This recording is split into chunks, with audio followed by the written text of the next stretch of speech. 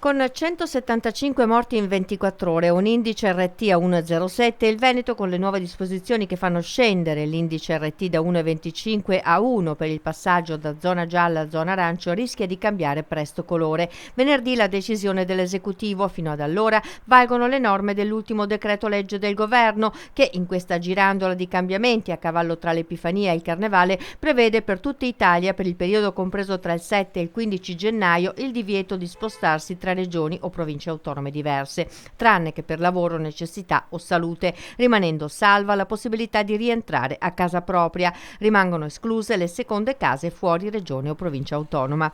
La zona arancione del weekend 9-10 gennaio vede confermata sia la regola dei possibili spostamenti nel raggio di 30 km per i comuni sotto i 5.000 abitanti che quella delle visite ai parenti. Un capitolo a parte riguarda le scuole superiori. Se in Italia riapriranno il prossimo 11 gennaio, in Veneto e Friuli Venezia Giulia slitta a fine mese, quindi dopo il 31 gennaio, la riapertura delle scuole superiori. Tornano in classe invece materne, primarie e secondarie di primo grado.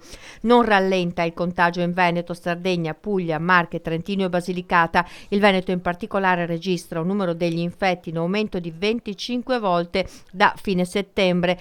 19,4 volte nella provincia autonoma di Bolzano, una situazione che fotografa un quadro problematico che potrebbe indurre il Comitato Tecnico Scientifico a cambiare il colore dell'emergenza al Veneto da giallo ad arancione, anche perché si assommano le voci che concordano sul fatto che l'approccio troppo tiepido del lockdown di ottobre abbia favorito il dilagare della pandemia in regione. La valutazione però si basa su 21 parametri e sarà su base settimanale, nulla quindi è ancora deciso.